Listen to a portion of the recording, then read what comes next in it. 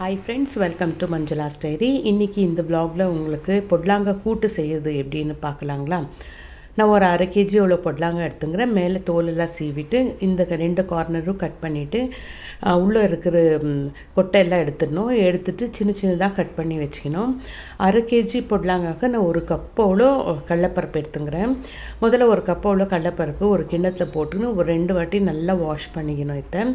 Wash பண்ணிக்கின்னு ஒரு 2 cup அவ்வளோ தண்ணி போட்டு ஸ்டவ் மேலே வச்சு நல்லா வேக விடணும். முதல்ல இது காயும் இது கூடவே போட்டுட்டோம்னா காய் சீக்கிரம் வெந்துடும். அதனால முதல்ல கடலப்பருப்பு வேக வச்சுட்டு அதுக்கப்புறமா தான் நாங்கள் பொடலாங்காவை இதில் போடணும்.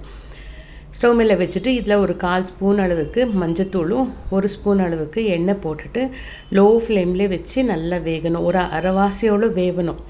அது வரைக்கும் நல்லா ஒரு 5 மினிட்ஸ் லோ ஃப்ளேம்லேயே வச்சு நல்லா வேக விடணும். நடுவில் இந்த மாதிரி கலந்து விடணும். பாருங்கள், இந்த மாதிரி நல்லா வெந்துடும். இது கொஞ்சம் பாருங்கள், இன்னும் வேகலை. இன்னும் கொஞ்சம் நேரம் வேகட்டும். அதுக்குள்ளே இதுக்கு ஒரு சின்ன மசாலா ரெடி பண்ணிக்கலாம்.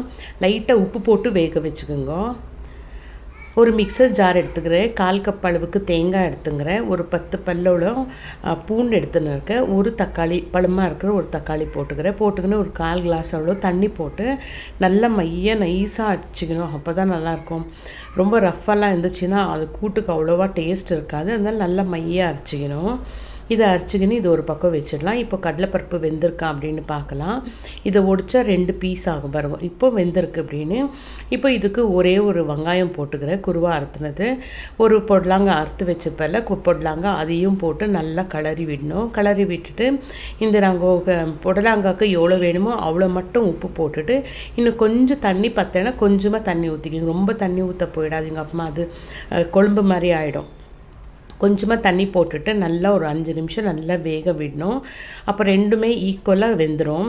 அப்புறம் இதுக்கு 2 ஸ்பூன் அளவு சில்லி பவுடரும் 2 ஸ்பூன் அளவு தனியா பவுடரும் போட்டுக்கணும் நல்லா கலந்துட்டு ஒரு 1/4 ஸ்பூன் அளவுக்கு கரம் மசாலா போட்டுக்கணும். நல்லா மிக்ஸ் பண்ணி விடணும். நீங்கள் தாளிக்க மாட்டீங்கன்னா கரம் மசாலா பவுடர் நீங்கள் இதுலேயே போட்டுடலாம். இல்லை நீங்கள் செப்பரேட்டாக தாளிக்கிறீங்கன்னா நீங்கள் செப்பரேட்டாக தாளிச்சிக்கலாம்.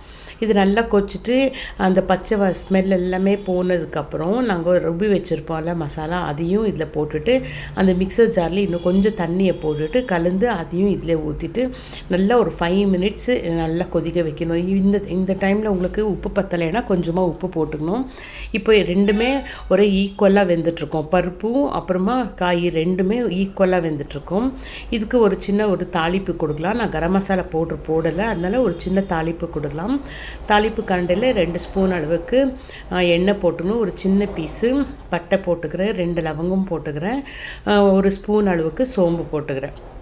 இவ்வளவும் நல்லா போட்டு தாளிச்சிட்டு இதை எடுத்து கூட்டில் ஊற்றிட்டா பொடலாங்காய் கூட்டு ரெடி ஆகிடும். ரொம்ப டேஸ்டியாக இருக்கும். நீங்களும் ஒரு தடவை ட்ரை பண்ணி பாருங்கள் ஃப்ரெண்ட்ஸ். தேங்க்யூ.